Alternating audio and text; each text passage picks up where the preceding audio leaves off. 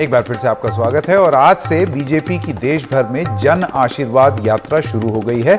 इस यात्रा में सभी नए केंद्रीय मंत्री शामिल हैं। इसके अलावा 19 राज्य मंत्री भी जन आशीर्वाद यात्रा में हैं। ये यात्रा 19,500 किलोमीटर की है जो 22 राज्यों में 265 जिलों में होते हुए 212 लोकसभा क्षेत्रों की से गुजरेगी और ये अलग अलग राज्य में हो रहा है। उत्तर प्रदेश का चरण भी आज शुरू हुआ। जैसे कि आप देख सकते हैं ये भूपेंद्र यादव हैं, राजस्थान से इनका ताल्लुक है। तो अलग अलग राज्यों में अलग अलग जो मंत्री बने हैं या जो एमओएस बने हैं वो ये जन आशीर्वाद यात्रा कर रहे हैं। और केंद्र सरकार में मंत्री बनाए गए मोहनलालगंज के सांसद कौशल किशोर जन आशीर्वाद यात्रा के तहत राजधानी लखनऊ समेत उन्नाव, रायबरेली, बाराबंकी और सीतापुर जिले और उससे संबंधित विधानसभा क्षेत्रों से गुजरेंगे। उनसे बात की हमारे वरिष्ठ सहयोगी कमाल खान ने। बीजेपी की जन आशीर्वाद यात्रा शुरू हो चुकी है। उत्तर प्रदेश से जो 7 मंत्री बने थे उनमें से 6 मंत्री यात्रा आज से शुरू कर चुकी हैं। कौशल किशोर जी जो लखनऊ के मोहनलालगंज सीट से सांसद हैं बीजेपी के, वो इस यात्रा के ऊपर निकले हुए हैं। ये यात्रा 120 कॉन्स्टिट्यूएंसीज में अलग अलग जगहों पे जाएगी। 3,500 किलोमीटर कवर करने का लक्ष्य रखा गया है। कौशल किशोर जी से पूछते हैं कि इसका पूरा उद्देश्य क्या है यात्रा का और लोगों के बीच में जाएंगे, क्या बात कहेंगे? ये जन आशीर्वाद यात्रा है। इसके पहले सपा, बसपा और कांग्रेस की सरकारें रही हैं। उन सरकारों ने ना तो आवास दिए, ना शौचालय दिए, ना बिजली दिया, ना मुफ्त में लोगों को राशन दिया। ये सारी सुविधाएं जो नहीं दी ये हमारी बीजेपी की सरकार के द्वारा मिल रही हैं। इसलिए ये सुविधाएं लगातार मिलती रहें, इसलिए हम जनता के बीच में जा रहे हैं कि फिर से आशीर्वाद दीजिए। उत्तर प्रदेश में 300 से ज़्यादा फिर से सीटें आप जिताइए ताकि ये सुविधाएं आपको मिलती रहें और ज़्यादा सुविधाएं हम आपको देते रहें। अभी जब आप लोग मंत्रिमंडल में शामिल हुए तो देश के तमाम हिस्सों में होर्डिंग लगी हुई है जिसमें ये कहा गया है कि पिछड़े वर्ग से 27 या जो अनुसूचित जाति वर्ग से हैं वो कितने लोगों का प्रतिनिधित्व सरकार में मिला है। तो ये जो जातियों को जोड़ने की एक कवायद है इस यात्रा से उस पर क्या असर पड़ेगा? देखिए, डॉक्टर अंबेडकर जी का मिशन था शोषणविहीन जातिहीन समाज की स्थापना। इसकी जितनी संख्या भारी उसको उतने भागीदारी। इसको सपा और बसपा कांग्रेस के लोगों ने नहीं किया। आज भारतीय जनता पार्टी मंत्रिमंडल में, शासन सत्ता में भी उनकी आबादी के अनुपात में पिछड़े वर्ग को भी और अनुसूचित जाति जनजाति वर्ग के लोगों को भी शामिल करके ये दिखाया है कि सत्ता में भागीदारी हम बराबर की देने का काम कर रहे हैं। इसका मकसद ये है।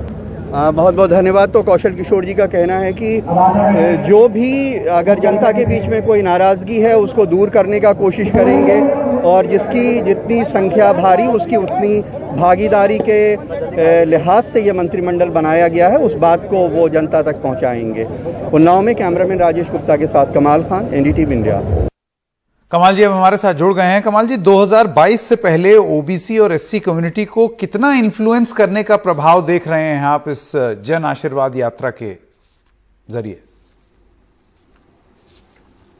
ये देखिए, ऐसा है कि जो अभी केंद्रीय मंत्रिमंडल का विस्तार हुआ है उसमें उत्तर प्रदेश से 7 लोग लिए गए हैं जिनमें 3 पिछड़ी जातियों के हैं, कुर्मी हैं, और 3 जो हैं वो अनुसूचित जाति से हैं। जैसा आपने सुना कि कौशल किशोर कह रहे थे कि जिसकी संख्या और उतनी ही भागीदारी उसको देने की जो नीति है ये बीजेपी की है और इसको वो लोगों तक पहुंचाएंगे।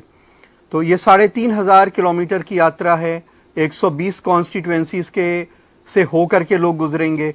तो इसके पहले इन मंत्रियों की होर्डिंग्स लगाई गई थी सड़कों पे जिनमें लिखा हुआ था कि मोदी जी को धन्यवाद 27 लोगों को पिछड़ों को बनाने के लिए, या अनुसूचित जाति के जितने लोग बनाए गए उनकी संख्या और उनके चेहरे होर्डिंग्स के जरिए सड़कों पे लगाए गए थे। तो जिन चेहरों को अभी जनता होर्डिंग में देख रही थी अब वो जो है सीधे जनता के बीच में जाएंगे।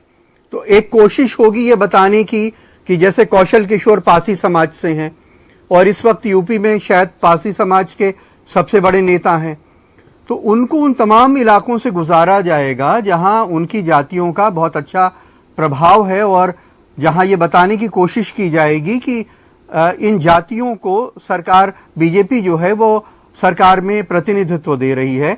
तो इस तरह से उन जातियों को जोड़ने की कोशिश है और ये मैसेज देने की कोशिश है कि जो छोटी जातियां हैं उनके साथ पार्टी किस तरह जुड़ी हुई है।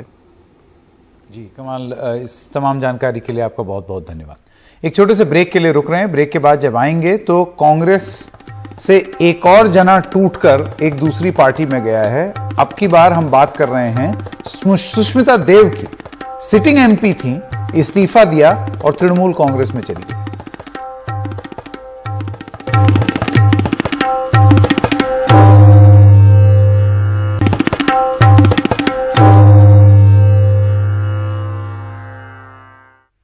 और कांग्रेस की दिग्गज नेता सुष्मिता देव ने अपनी पुरानी पार्टी छोड़कर टीएमसी में शामिल हो गई हैं। सुष्मिता देव असम के सिलचर से सांसद रह चुकी हैं। अभिषेक बैनर्जी और टीएमसी के सांसद डेरेक ओब्रायन की मौजूदगी में वो टीएमसी में शामिल हुई। सूत्रों के मुताबिक उन्हें असम टीएमसी का चेहरा बनाया जा सकता है। At Kolkata this morning, accompanied by Honourable Member of Parliament Derek O'Brien. I had the opportunity to meet Abhishek Banerjee, who's the General Secretary of All India Trinamool Congress. It was a very, very good discussion. He has excellent vision and clarity for the party. And after that, all three of us went to meet the Honourable Chief Minister of West Bengal at her office. It was an excellent discussion. Clearly, she has an excellent future vision for the party, and I hope to be helpful in that regard. And I will be addressing a press meet tomorrow in Delhi and answering questions on any details anyone may want. हालांकि कांग्रेस की तरफ से यह कहा गया है कि उनका कोई पत्र सोनिया गांधी को नहीं मिला है, लेकिन कांग्रेस सुष्मिता देव के उज्जवल भविष्य की कामना करती है। सुष्मिता देव जी एक कर्मठ, प्रतिभाशाली और काबिल कांग्रेस की कार्यकर्ता और नेता थी और शायद आज भी हैं, क्योंकि उनका कोई पत्र आज तक श्रीमती सोनिया गांधी जी को प्राप्त नहीं हुआ। कि सुष्मिता जी हमारी एक प्रतिभाशाली मित्र थी और वो जो भी निर्णय करेंगी अपने विवेक से और सोच समझकर करेंगी। जब तक उनसे पूरी बात ना हो जाए, इससे ज्यादा कहना अनुचित होगा। हां, मैं पार्टी की ओर से भी और स्वयं की ओर से भी उनके उज्जवल भविष्य की कामना करता हूं।